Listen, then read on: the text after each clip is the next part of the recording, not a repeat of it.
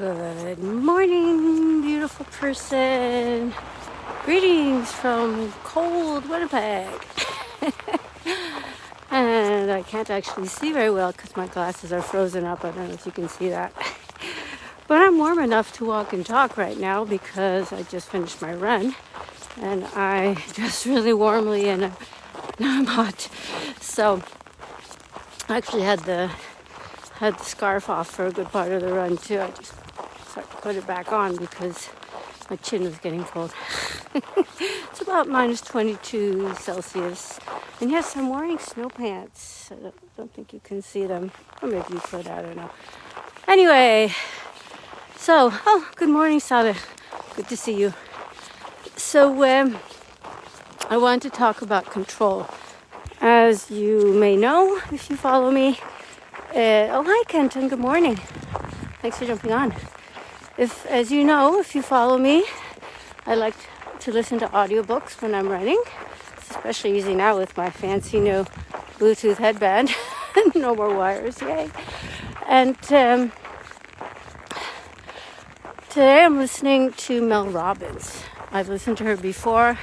If you're curious, you can scroll back in my videos and find the other ones that I talked about her thoughts and her ideas. Hi, Sarah. And, oops, here we go. And, sorry, it's a little harder to change hands when you're holding stuff. And I don't want to lose my gloves. They were handmade for me by my daughter-in-law's mother. So it's rather important not to lose them. So, where was I? Mel Robbins. Yes. So this book that I'm listening to, this audiobook, is called Take Control of Your Life. And it's interesting, she's talking about fear because most people's greatest fear is being out of control. And I certainly know from people that I know quite well that this is a big deal. A lot of people have all sorts of patterns and freakouts that they go into when they feel out of control or in danger of being out of control. None of it is news. It's just an interesting thing about what do we do about this. Because there's a thing, like for instance, she talks about a pattern that she had in her life of having a panic attack anytime she felt out of control. And the interesting thing is that the first time she did this when she was in grade 4 and she was swimming, and she was perfectly capable of swimming, but because she was doing a swimming test, she had a panic attack, and then the lifeguards came out and saved her and supported her and encouraged her and so on. So, okay, I have to put these gloves in my pocket and hopefully they will stay there because they're driving me nuts. Okay, here we go. So, she had a panic attack and she was immediately rewarded for it.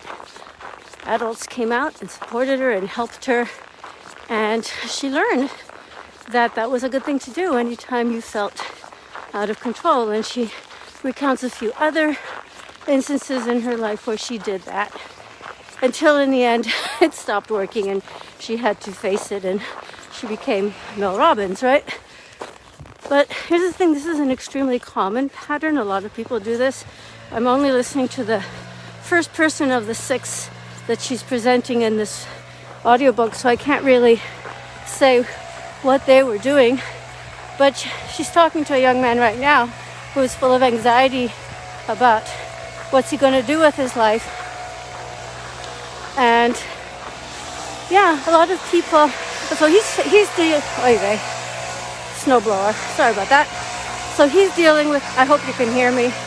So he's dealing with this, with busyness, but being constantly busy and never giving himself really time to think.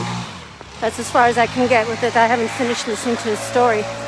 But the panic attack story really struck home with me because sometimes it's what we do. Oh, hi, Tammy.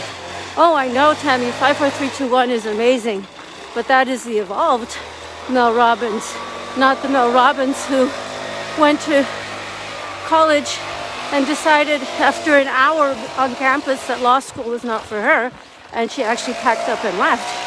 So yeah, a lot of people have also, like, everyone has coping mechanisms. You just think everybody has fear.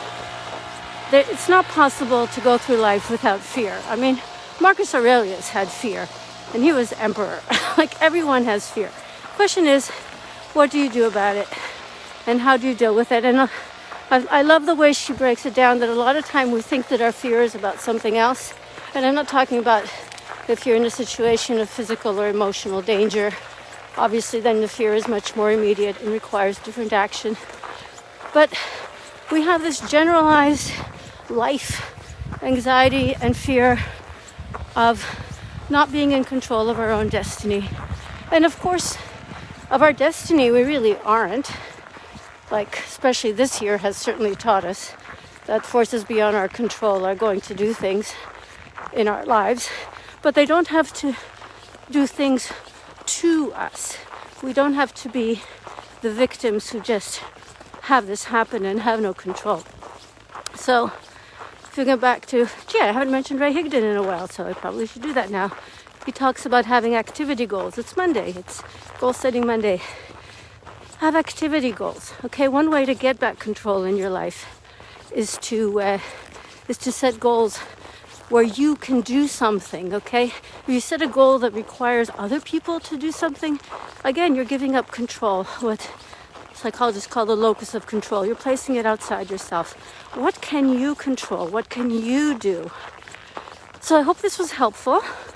And I know I posed a lot of questions and didn't give a lot of answers. So I'd love to hear from you what you do to when you feel that your life is out of control. What kind of coping mechanisms do you do? What do you take on? Do you do activities? Do you panic and wait for people to rescue you? You can message me privately. You don't have to put that in a public place. But I really hope this was helpful. And if you think other people should hear it, I would love it if you would like and share and comment and do all the things that will make this social media platform share this with more people.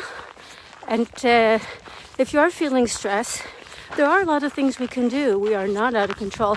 And I actually made a PDF with 13 of my favorite stress busters. So if you would like me to send that to you, just drop me a message and I'll be thrilled to send it off to you.